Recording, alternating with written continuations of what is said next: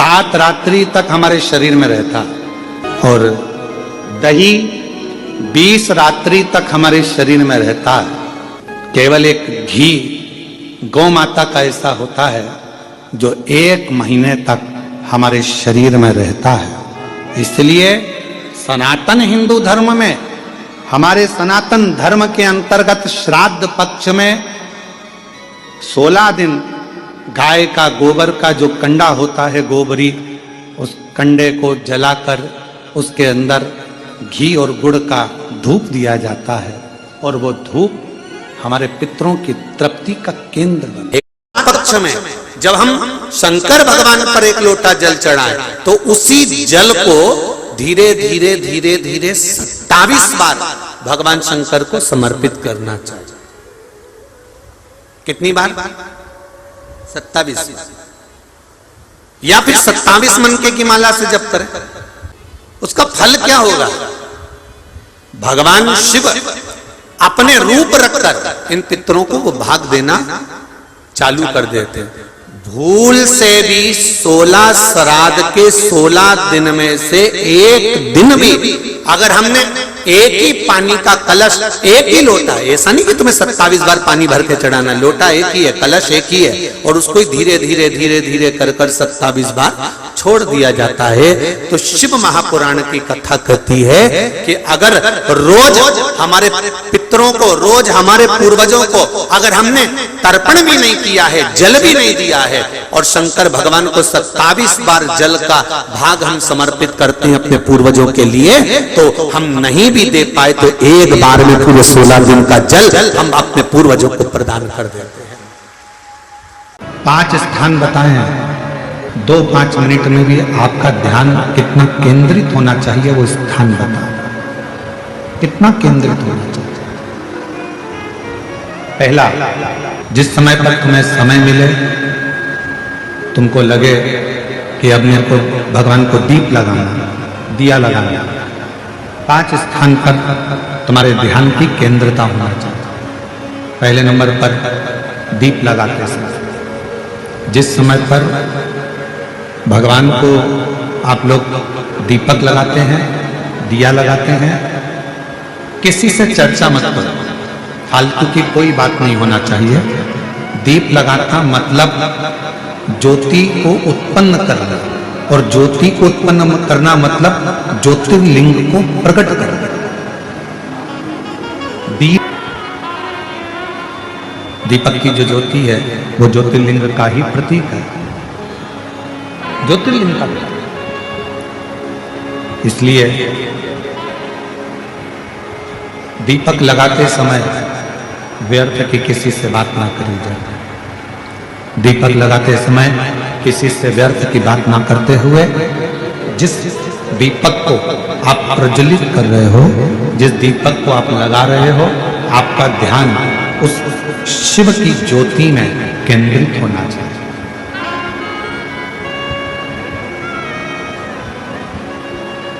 भगवान शंकर की ज्योति में आपका ध्यान केंद्रित, और शिव की ज्योति में जब आपका ध्यान केंद्रित होगा, भगवान शंकर की ज्योति में जब आपका ध्यान केंद्रित होगा, तब आप स्वयं भगवान शिव का साक्षीकरण 2 क्षण में करो। तो दीप जलाते समय चाहे मंदिर में दीपक लगाओ, चाहे घर के अंदर मंदिर में दीपक लगाओ, चाहे बेलपत्र के वृक्ष के नीचे दीपक लगाओ, चाहे आंवले के वृक्ष के नीचे दीपक लगाओ, चाहे आप घर के दरवाजे पर दीपक लगाओ। दीपक लगाते समय तुम्हारा ध्यान केंद्रित, दीप में जो ज्योति है, ज्योति में जो शिवलिंग है, ज्योतिर्लिंग है, उस ज्योति का दर्शन करते समय अपने ध्यान को केंद्रित। दूसरा, भगवान शंकर को, सूर्य नारायण भगवान को, तुलसा महारानी को, बेलपत्र को, आंवले के वृक्ष को, पीपल के वृक्ष को, बट वृक्ष को, शमी वृक्ष को जब आप जल चढ़ाएं तो जल चढ़ाते समय भी व्यर्थ की बातें ना करते हुए जल चढ़ाते समय जल की जो धार है उस धार पर अपना ध्यान केंद्रित होना चाहिए। उस प्रेशर बढ़ाओ, प्रेशर, उस धार पर आपका जल की जो धार हो उस धार पर आपका ध्यान केंद्रित, दीपक की ज्योति पर आपका ध्यान केंद्रित हो, जल की धार पर आपका ध्यान केंद्रित हो। तीसरे नंबर पर कहा गया, तीसरा स्थान जो कहा गया, जब भगवान शंकर के मंदिर में, देवता के मंदिर में, देवालय में, शिवालय में जब आप भगवान को प्रणाम करने के लिए, नमन करने के लिए नीचे झुके हो, उस समय पर आपका ध्यान भगवान के चरणारविंद में केंद्रित होना चाहिए। ये तीसरे नंबर का स्थान है। ज्योति, ज्योति, जलधार, चरणारविंद को नमन करना तीसरा। और चौथा स्थान बताया, नंदी के पास जब आप बैठो, हमने पहले भी कथा में कहा, जब कोई बहुत ज्यादा, बहुत बड़ा कोई तकलीफ, कोई कष्ट, कोई दुख, कोई परेशानी आपकी जिंदगी में यदि आ गई हो, तो नंदी के पास शंकर जी को जल चढ़ाने के बाद 2 मिनट, 2 क्षण, 1 मिनट, 5 मिनट, जितना मिल जाए, आधा मिनट, 1 सेकंड नंदी के पास बैठना चाहिए। नंदी के, और कौन सा स्थान बताया, तो कहा नंदी का जो पांव, आगे का एक चरण नंदी का उठा हुआ रहता है। दर्शन करें आप लोगों ने, किस किसने करें, जरा हाथ उठाओ, करें सब लोगों ने। नंदी का आगे का एक पांव उठा हुआ होता है। तो नंदी, जब तुम कोई विषम परिस्थिति में हो, बहुत टेंशन में हो, बहुत तकलीफ में हो, बहुत कष्ट में हो, और बहुत ज़्यादा कोई डिप्रेशन में हो, कोई चिंता में हो, कोई बात अगर तकलीफ की है, तो नंदी का जो पांव उठा हुआ रहता है, उस पांव के पास में थोड़ी देर, नंदी के साइड में थोड़ी देर, 1 सेकंड, आधा सेकंड, आधा मिनट, 1 मिनट, 2 मिनट, 5 मिनट, जितना आप बैठो, और थोड़ी देर बैठकर बाबा की ओर ध्यान को केंद्रित करो और अपने मन की बात कह दो। वो चौथा स्थान बताया, मन को केंद्रित करने।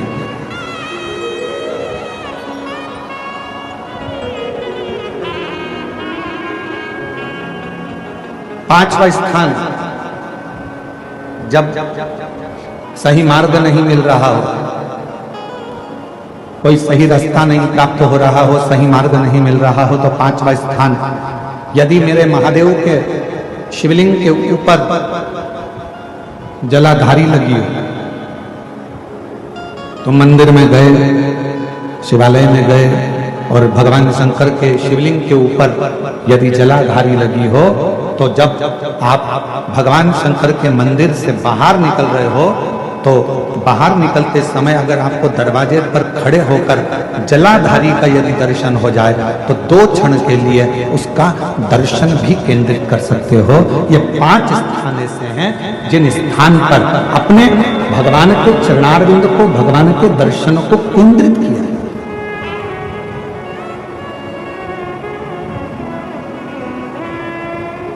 पांच सभी लोग बोलेंगे साथ में। पहला, जम के बोलो, जरा जम के बोलो, आवाज नहीं आ रही है। दीपक की ज्योति। दूसरा, जम के बोलो जरा, जल की धार। तीसरा, चरणों को प्रणाम करना। चौथा, नंदी के पास में, चरण के पास में बैठकर अपने मन की दशा को कहना। और 5वां, भगवान के ऊपर जो जलाधारी लगी होती है। घर के अंदर धूप छोड़ने के बाद पितृपक्ष में 16 दिन जिस घर में धूप छोड़ने के बाद हाथ की अंजलि में जल लेकर नहीं छोड़ा जाता था, केवल धूप छोड़ दी और अंजलि में से पानी नहीं छोड़ा गया। गाय को श्राद्ध पक्ष में रोटी निकालकर खिला दी थोड़ा सा जल गाय को नहीं दिया गया, कौवे को रोटी दी गई, कागा को भोजन दिया गया, जल नहीं छोड़ा गया। ब्राह्मण को भोजन कराकर उसको जल नहीं दिया गया। तो इस महाशनि का काम क्या था? श्राद्ध पक्ष में पितरों को जो भाग मिलता था, देवताओं को जो भाग मिलता था, पितृ पक्ष में पितरों को जो भाग मिलता था, जिसमें जल नहीं छोड़ा जाता था, उस भाग के उस घर की 71 पीढ़ी का पितरों का हिस्सा ये महाशनि अपने खाते में ले लेता था और उसको अपने पक्ष में रख लेता था। तो पितृ उससे तरसते थे, उस भोजन के लिए तरसते थे। अब जरा विचार करिएगा, वैसे तो आप लोग सब समझदार हैं, वैसे तो आप लोग सब अगर धूप छोड़ते होंगे तो जल जरूर छोड़ते होंगे। बोलो सही है, देते हो ना जल? अगर अग्नि में तुमने थोड़ा सा भाग दिया है तो वहां पानी का छोड़ना जरूरी होता है, जल का छोड़ना जरूरी होता है। जल नहीं छोड़ा तो वो भाग महाशनि के खाते में चले जाता है, जल नहीं छोड़ा तो वो भाग महाशनि के पास पहुंच जाता है, महाशनि के खाते में। अब महाशनि उस भाग को एकाग्रित करता गया। जब उसने बहुत सारा भाग एकाग्रित कर लिया तब उसने देवताओं पर आक्रमण कर दिया। जब महाशनि के पास में जब बहुत सारा भाग आ गया तो उसने आक्रमण कर दिया। आक्रमण करा, जैसे आक्रमण किया तो देवलोक पर अपना कब्जा जमाने लगा, इंद्रलोक पर अपना कब्जा जमाने लगा। महाशनि ने आक्रमण करते सब जगह पर अपना कब्जा जमा लिया। महाशनि का काम क्या है? महाशनि का कर्म क्या है? अगर वो धूप छोड़ने के बाद पानी नहीं डलता है, जल नहीं दिया जाता है, पितरों को जल नहीं प्रदान किया जाता है, तो वो भाग जो महाशनि लेता है उसका स्थान हमारे घरों में भी बनता चले जाता है। उससे होता क्या है? तो कहा गुरुजी, देव पितर शिव महापुराण की कथा कहती है, घर में मान लो 1 रुपया कमाकर लाया जा रहा है, घर के अंदर यदि 1 रुपया आ रहा है तो सवाया खर्च हो रहा है, घर में धन दिख नहीं रहा। एक जरा सा बर्तन रखा है, उसके पीछे घर में विवाद हो रहा है, तो समझ लो ये महाशनि का भाव प्रबल हुआ। घर में बच्चे, एक बेटा बीमार हुआ, एक बच्चा बीमार हुआ, ठीक हुआ, दूसरा बच्चा बीमार हुआ, ठीक हुआ, तीसरा बच्चा बीमार हुआ, ठीक हुआ। छोटे बीमार होते होते बड़े बीमार होने लगे, एक बीमार पड़ रहा है, एक ठीक हो रहा है, समझ लो महाशनि का प्रभाव है। मतलब तुमने कि तुम्हारे घर में अगर 4 बेटे हैं, 3 बेटे हैं, उन्होंने धूप तो छोड़ दी, पर किसी ना किसी ने जल देने से उसको जल प्रदान नहीं करा। गाय को रोटी तो श्राद्ध पक्ष में दे दी, पर जल नहीं दिया गया। गाय को अगर रोटी देने जा रहे हो तो थोड़ा सा बाल्टी में पानी भर कर ले जाओ। अगर बाल्टी में भी पानी नहीं ले जा सकते, थोड़ा सा जल उसके मुख पर जरूर देना चाहिए कि वो जल का आचमन कर ले। कौवे को अगर भोजन दिया है, कागा को अगर भोजन दिया है, थोड़ा सा जल का भाग भले कटोरी में भर कर ले जाओ और छत पर थोड़ा सा भाग जल का छींटो, पर छींटना जरूर है।